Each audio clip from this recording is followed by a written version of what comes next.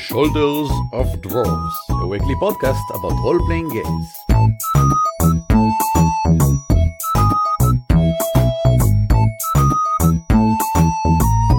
Hello and welcome to On the Shoulders of Dwarves, a weekly podcast about role-playing games and the gamers who game them. My name is Eran Aviram. My name is Uri Lifshitz. Hello! And today we'll be discussing organizations, not your own style of organization around the table or how you take care of your campaign notes or your character sheet or all of that, but in-play organizations within the world, and why they are, I think, one of the most useful fictional entities we can have in the game, either as GMs or as player characters. The main thing, I think, is that organizations have reputation, history, motivation, their own style, just like a person. But all of these can be easily passed to each of the members of that organization. So you can always have a person, like, for example, just walk into the room and say they have the logo of Shmil Shmil on their hat, and the players know so much about this person just from you saying these two words. Well, maybe not Shmil Shmil, but you know the name of the organization you're using. Indeed, and one would ask, what's an organization? Because when me and you say organization in this context, I don't think we mean what a lot of other people are thinking. A lot of people are thinking organizations are either mega corporation or orders of knighthood, etc., and they are. But I think it's much more than that. What I mean when I say organization, I mean any kind of support system. If you would think about it, anyone who seeks to go on a great endeavor of some sort in your role-playing game or in real life needs some sort of a support system which enable them to do whatever it is they do. Now, that support system has some sort of a structure. For example, consider the leader of a magician guild. He has the whole resources of the guild behind him. And that's how he managed to make a big difference in the world. But don't limit yourself to the obvious. A politician can simply have a political party behind him, and that's fine. But he could also have a mafia boss behind him that he gets bribed from or help him with his whatever. Or he can have a whole cult behind him which support him and help him to do whatever it is he does. He can have a secret drug cartel that he manages. Each one of these would be a support structure that lend power and abilities to that politician. And each one of those, as you can imagine, is a very, very different organization with a different structure, a different history, and what I think is one of the most important things, a different code of conduct, which kind of manifests how that organization is doing things. So what's a code of conduct for you? What do you mean by that? How that organization is doing business, what threatens that organization, and how they react to people outside the organization or inside the organization. Basically, the code of conduct is like a style guide, how to play someone from this organization. I'll give a link in the show notes to CGP Gray's Rules for Rulers, which is a great and short video that explains a bit about this whole thing, about why people need other people and in what sort of organizations people assemble themselves naturally in our world. And this, of course, is used in any fictional world as well. Yeah, that I must give a disclaimer. This is an amazingly depressing short film. So watch it, with whatever comfort food you need. Let us continue. How do we form an organization? Well, for me, there's a whole list of questions, a very short list, mind you, of questions which I find the most interesting in how to create an organization. And number one, and I think this is the most important question in life as in fictional organization, who decides? The minute there is some sort of disagreement inside this organization, who decides what the organization does? Do we support this outcast or do we turn him down? Do we teach this young Padawan the ways of the Force, or do we say, no, too much anger in him, and move on? Who decide these major decisions? And I think the answer to that already give you a whole wealth of information regarding that specific organization. How is it run? Who decides means who says what has to be done, and to whom do they say it? Who is in charge of enforcing the will of whoever decides? The simple answer to that question: immediately build an organization. And that's just the first question. I would also urge every one of our listeners to think of an organization that they know, be it in real life or inside their campaign setting, and simply answer that question: who decides? If you want to even challenge yourself further, ask, what's the process in which they decide? And that already gives you an amazing insight into that organization. I think my first question would probably be, where do I need this organization? And I will probably start with the bottom up and not from the top to the bottom, because I am usually thinking about the henchman in the field, the person that the characters will get to meet right here, right now. And that is usually either a lieutenant or someone from the lower ranks, etc.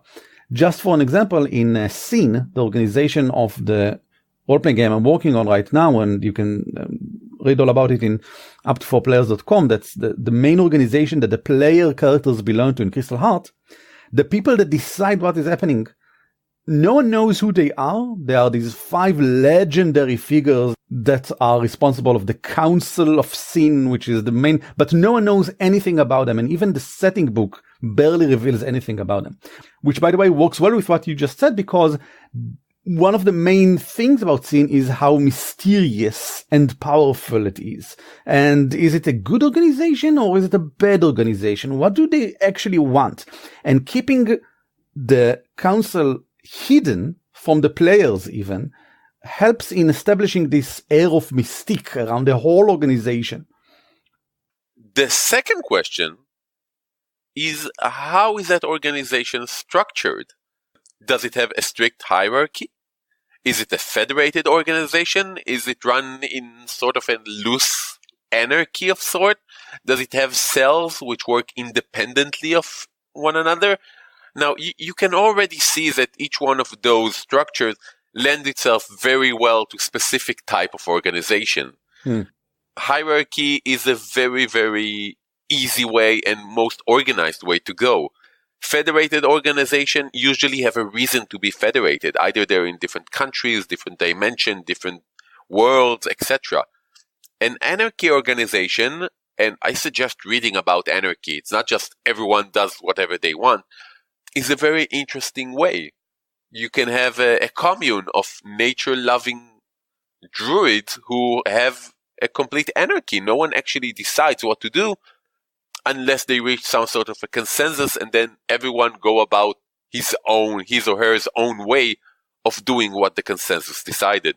I think that the Harpers in Forgotten Realms are an example of this. It's a very loose organization of people that, generally speaking, are trying to do good and stop evil magic users and the like.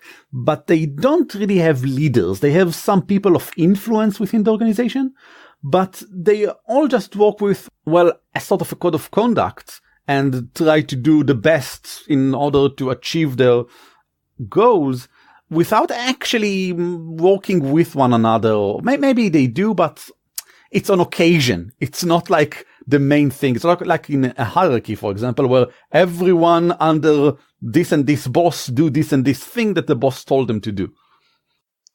Yeah, an excellent example, and one that there's so much lore and interest behind, which is really fun to read in. Our next question would be, for me at least, what would generate a response from this organization? Ooh, interesting. I think that's a way of asking, what are their interests? What do they really care about? Because what generates a response from an organization is something that organization holds dear. If you're talking about a drug cartel trying to move in on their turf would generate a response. That means that's what's important to them. I intentionally phrase my question, what generates a response from the organization, rather than what's important to the organization. Because an organization can have a motto, can have established goals and vision and whatever. But at the end of the day, what's really important for an organization is the thing that they will react to. If this organization fights undead, then you know that sending undead into town would generate a response from them. Now, for example, breaking into their temple and stealing some of their money or holy relics, what response would that generate? I think that's the best scale you can have to measuring what this organization really cares about. Because most of the time I approach organization with the question of what are they doing in my game, how they are serving the plot, I will go for the most straightforward, what is their motivation? Because that really helps me with deciding what to do after the players do something. So the players, for example, assault the temple where the organization is holding their, let's say, relics. What is the organization's motivation? Well, they are trying to destroy the dragon that rules the city. Do they care then about this? Yes, because they were going to use the relic for something. I need to think about what specifically or connect it to something else that is happening. Yes, they really needed this relic because they're this rebellion that they're going to do in 3 days and they need this relic in order to do so, etc. So it's similar to what you're doing, but for me, by keeping a motivation, like 1 line or 2 lines, they want this and this and this. Maybe by doing this and this and this. By having this motivation in front of me, I always know how the organization, and therefore any person that belongs to it, react to whatever it is that the players are doing. It is very interesting because you can see the differences with me being a top to bottom DM and you being a bottom to top DM, and the difference of how you approach object and elements in the world. Yes. For me, it would be very important to understand what generates a response from them, because I would immediately think, okay, about the history of this organization and what caused them to be and what got the first reaction to spring this being into being. And you, on the other hand, are going to say, okay, I need an organization now because I need someone to advance the plot, and let's see what I have to work with. I need a role in my world, and therefore I need to know how they work. It's really interesting. I would love to hear from our listeners about, are they more bottom up or top to bottom kind of GM? That's a really interesting question, which I think some GM might not even know how to answer because they either simply run prepared adventures, in which case you don't need to do any world building or create organizations, or maybe they just simply never consider that question. What's their approach to creating the world around the characters? I'm moving on to my 4th question, which I love because I feel that it always gives an organization a special something. And that is, what commands the respect?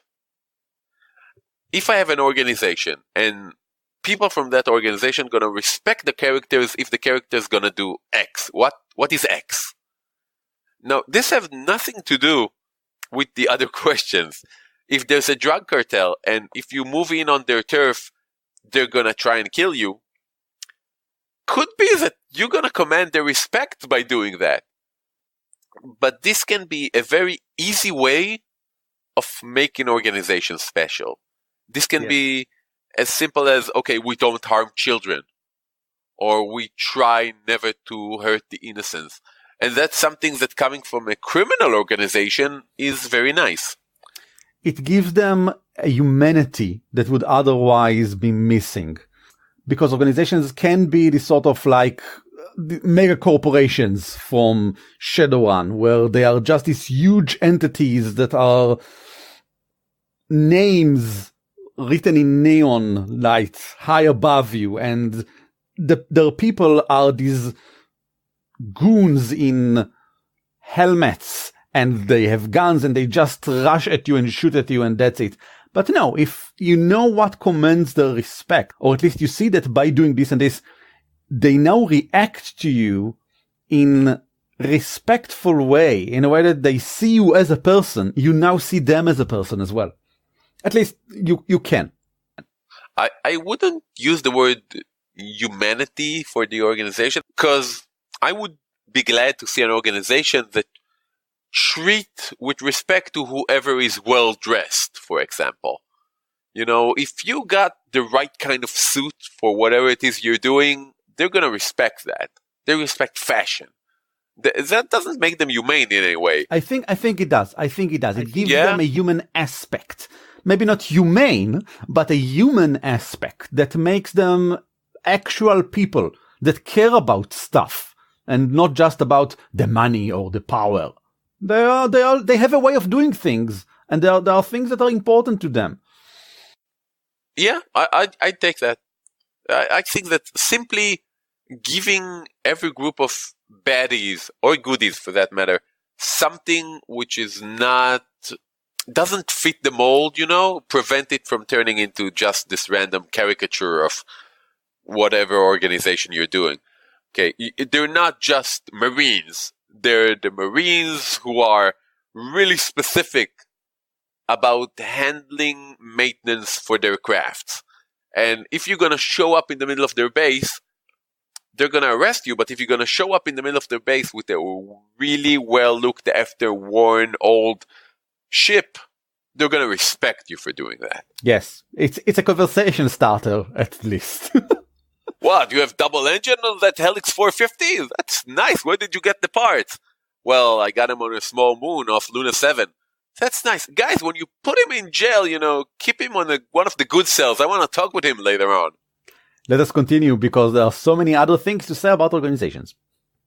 One of the things that I really like about organizations is, like we said before, just push a person, any NPC, into the player's faces and say that he looks as if he's part of this organization, or she said these and these words that are related to a specific organization, and then the players have this whole world of connotations, like a cloud surrounding this new person.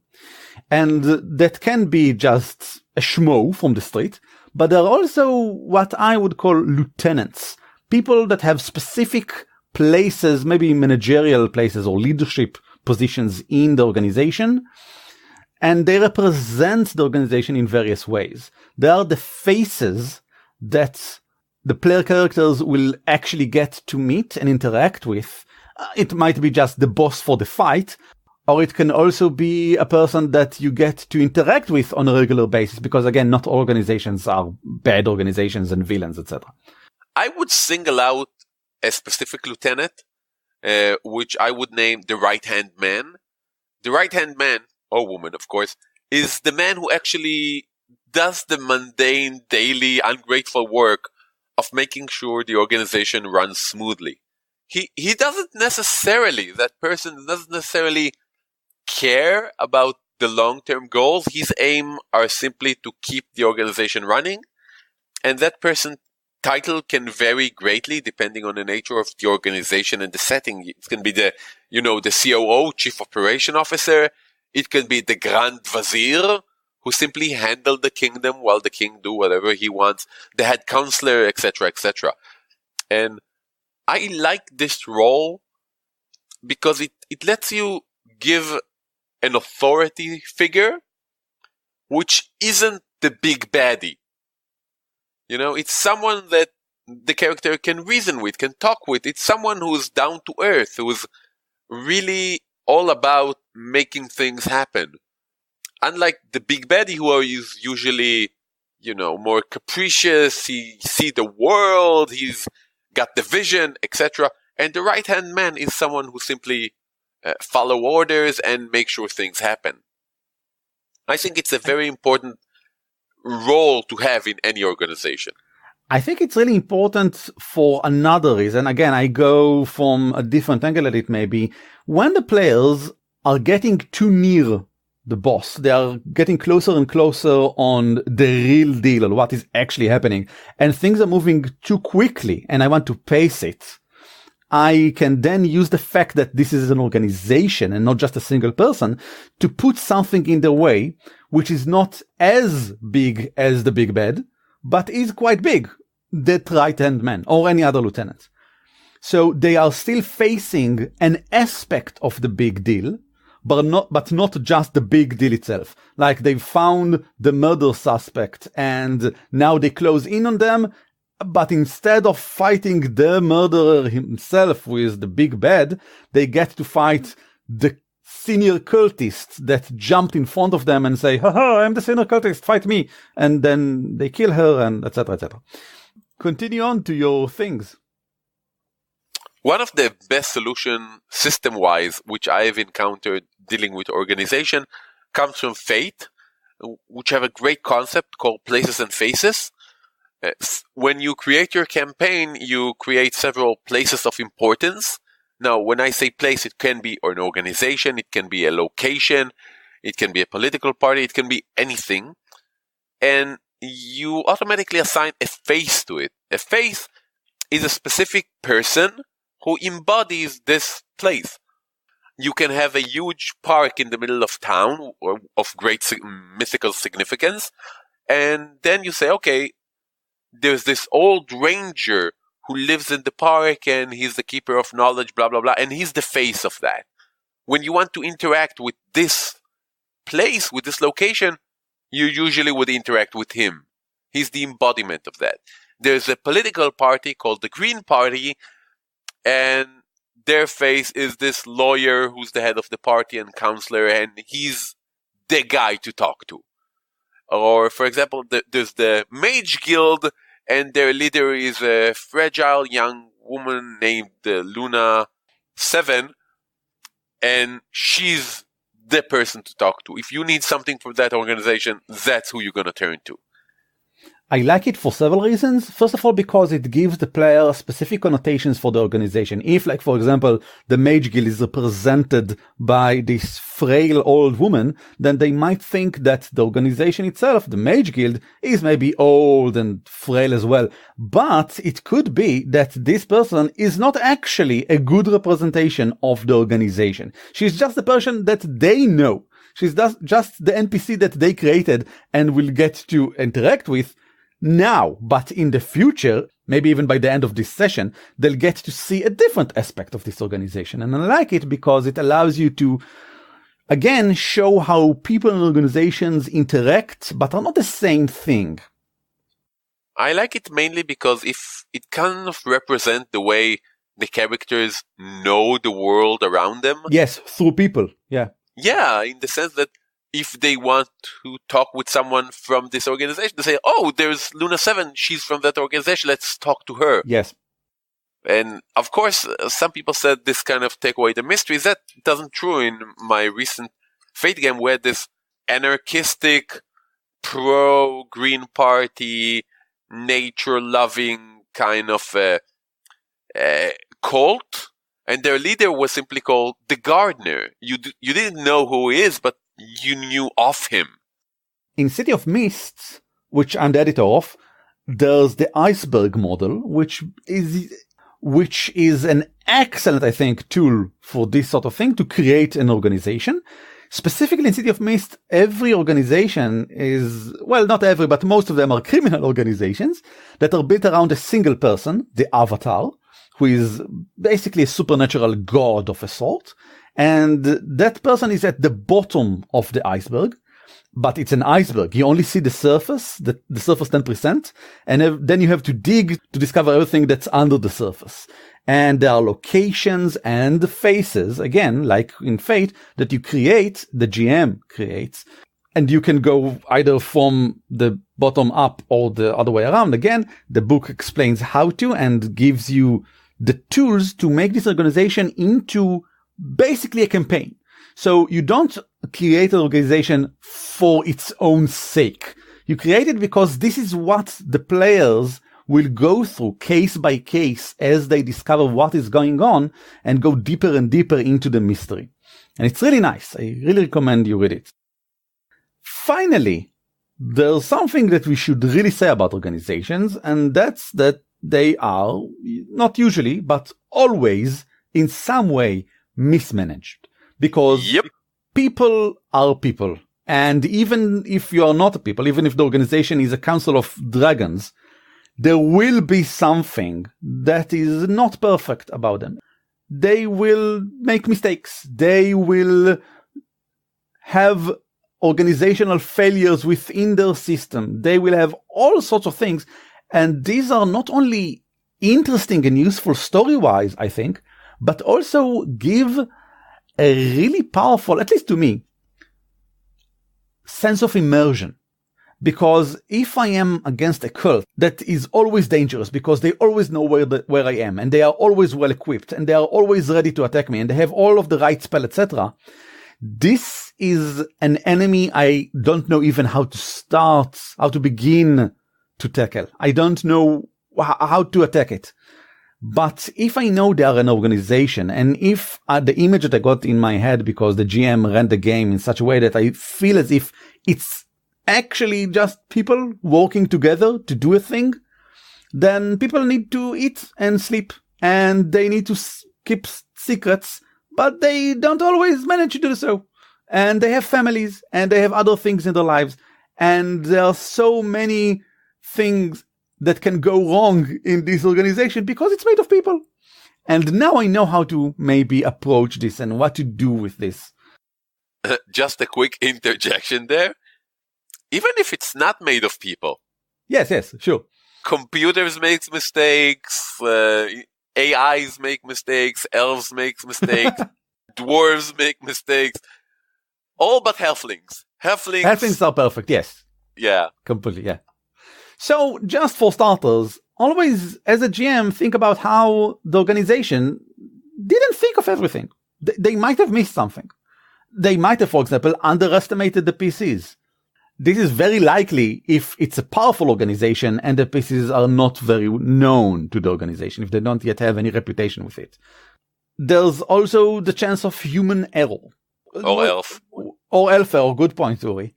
Where, like, for example, they said tonight we shall all meet in the Grand Bazaar, whatever, but they don't all meet there. One of them forgot.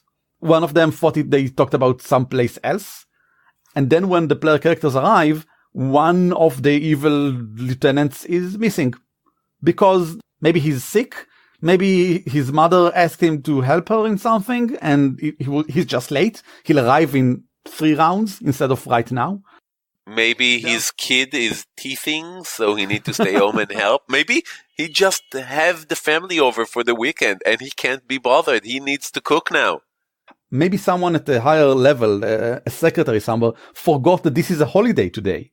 And when they arranged this convention or whatever, they found themselves unable to, for example, provide food or something. So now everyone in the organization is super hungry in this convention because it's a holiday. There are no cooks around. Everyone is out on the beach or something.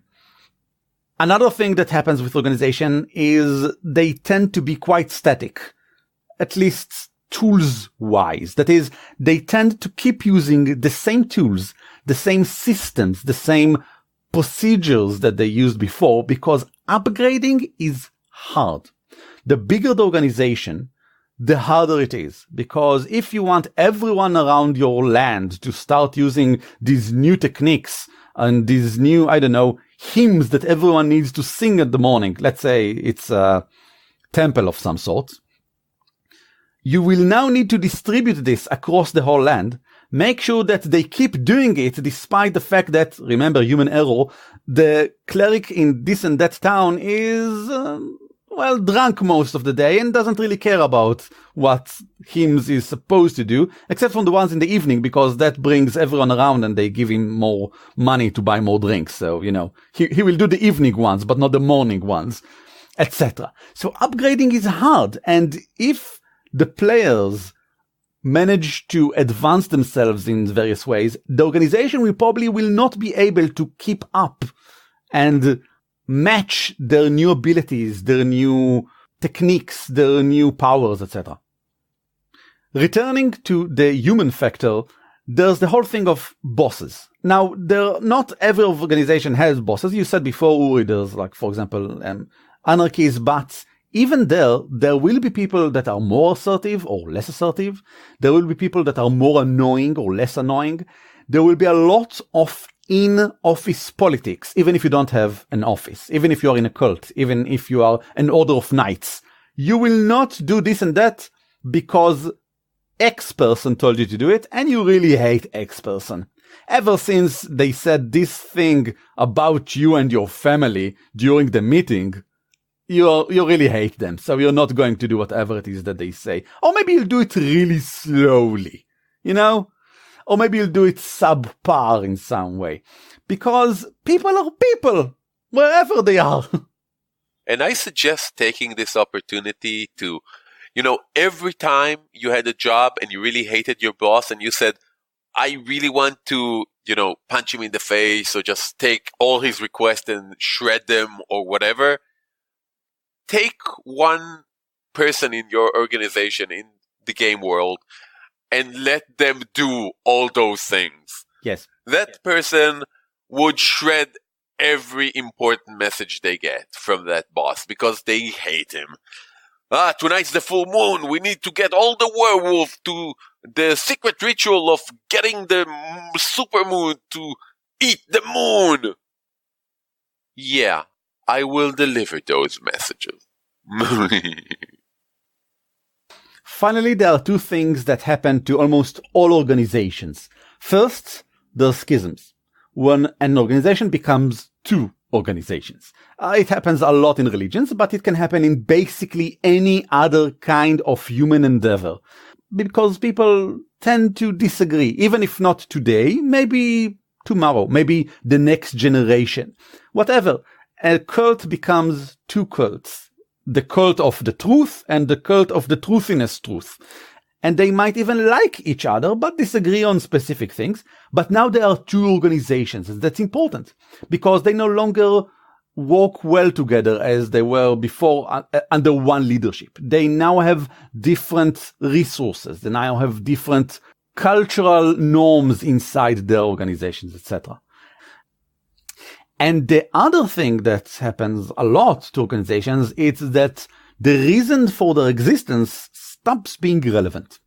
Like, for example, we all banded together in order to mine this mine. And now the mine ran out. There's nothing to mine here anymore. But, this is what we've been doing and our forefathers have been doing, etc. So what? We stop exist as an organization? We'll stop being this group of people that are doing this thing? No. We'll now become criminals. We'll now become brigands. And this might not be a conscious decision, but, week after week, month after month, more and more people in the organization start to go to the other side of the law. And as time goes, eventually, after 20 years, this is now the group of mining brigands, or probably they have a better name. And the organization keeps on going because the main thing that most organizations are trying to do is keep existing, surviving. Because once you have a lot of people working for a goal, they will keep working even if the goal changes. They will just find another goal at all costs. The organization is now a machine that can't be stopped. And you can see plenty of examples around. The organization was built for a specific purpose. That purpose has been achieved. But now there's an organization and people want to keep getting their paycheck. Yes, for example. You find new goals regardless of the original reason why you were founded. So that's it. There's quite a lot of things that can happen with organizations. And I think we can summarize it right now, Uri. How about that? I think we should summarize it simply by saying, if you don't have organizations in your setting, I suggest adding them. If you have organization in your setting, which is very likely, but maybe you haven't thought of them as organization, you simply have a king and his knights. Well, that's an organization. Simply codify it a bit and add a bit more to that to make it a more interesting organization. And I would even suggest taking the time and effort, regardless if you're working top to bottom or bottom up, take the time, create a brand new organization, and simply see how it fits inside your world, inside your plot, simply to have a more interesting and robust and rich in detail setting for your players. Or if your players, try to think of an organization which is relevant to your character and develop that in order to make the world more interesting for everyone who plays. Talking about the players, I see two main aspects here. First, as a player, yes, think about maybe what sort of role you had in an organization or what sort of role organizations had in your life as the background of where you come from, what sort of person you are. A lot of characters are created as basically lone wolves. They have no family, they have no connections, and you really should have some connections, but they don't have to be to your family. They can be to an organization you were a part of, for example, etc. Why did you leave? Did you actually leave? Are you still there? Or do you have any sort of responsibilities? If you don't, why, etc., etc.? These are interesting questions, potentially. And the second approach is when the player creates an organization, which, by the way, can happen in a lot of games. Reign, for example, is a game all about having organizations in a fantasy world and sending them against each other, etc. And if they create an organization, all of these things that we've talked about can and should happen in their organization. And the GM can find, I think, a lot of potential plot twists and other things to do with the story in everything that we've just discussed here. I think it's time to take the load off. Uri, how about you begin? So about a week and a half ago, I went to Draconicon. Draconicon is a convention. I think it's his 7th or 8th year running here in Israel. It was awesome. I was there for just a tiny bit. I went and I taught a workshop about improvisation in role-playing games. I can give you a bunch of numbers. There were 5 LARPs in the convention, 3 workshops, 51 tabletop games in 63 gaming tables, and more. Excellent, excellent convention. And I can say for myself, I taught a workshop about improvisation, which is, it's kind of easy for me because I've been improvising professionally for, I think, 8 years now. And I've been role-playing for over 30. So I feel really, really good in both of these fields. And, working with, I think, about 15 people about what their problem is. Where do they get stuck in the middle of a session as players or as GMs? And what's difficult for them? How to suddenly react to things that are happening in the game which caught them by surprise, or if they need to invent a name or a location or simply to describe something in a new way, and after years of gaming and they can't come up with something, and just having that ability to give people tools to get over those things which hinder their fun is something that really fills my engines. It's so much fun. I didn't go to a convention, but instead I wrote an article. Now, Uri, maybe you remember, like 2 months ago, we did an episode about bringing new people into the hobby. And we talked a lot, and you had an article ready, and I said, yes, I have an article ready as well. It will be up by the end of the week. It wasn't. It's up now. Woohoo! So I'll give a link in the show notes. It's pretty long. I won't lie to you, Uri. It's pretty long. And actually, it's part 1, because there's also part 2 in which I give a short scenario of how to introduce D&D, the scenario that I used to do when I introduced D&D. And that will be coming up in next week. No, I don't know. I won't promise things that I can't keep. It will be coming up sometime in the future.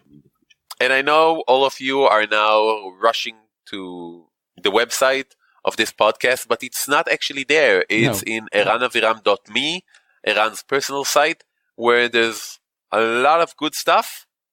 Not a lot of articles because they're amazingly long. Yes. But head over there and read. We will give a link in the show notes, of course. Now, guys, if you liked what you heard here, excellent. How about you go to dwarfcast.net and try some other things? Also, how about you go to wherever it is from which you've downloaded this episode and give us some number of stars or likes, because it really helps us. Well, the more stars and likes, the better, of course. You can also send us an email at show@dwarfcast.net in which you'll explain why you gave us a specific number of stars and or likes, or just give us some other thing to talk about, like, for example, a question about something that happened to you in the game and you are unsure about. And you maybe want a different perspective about it, and we will do an episode about it, or not. We can just answer your email without doing an episode about it. Just make sure that you actually ask for it in the email. You can also just wait another week and meet us here, because that's how it works. Every Monday, you will hear another episode in this RSS feed. Bum, bum, bum! And now we shall say goodbye, each in our own native tongue. Leitraot! On the Shoulders of Dwarves is shared under Creative Commons Attribution Non-Commercial 4. The intro and outro are taken from Silly Fun by Kevin MacLeod. Licensed under Creative Commons by Attribution 3. Find us at dwarfcast.net and follow us on Twitter or Facebook.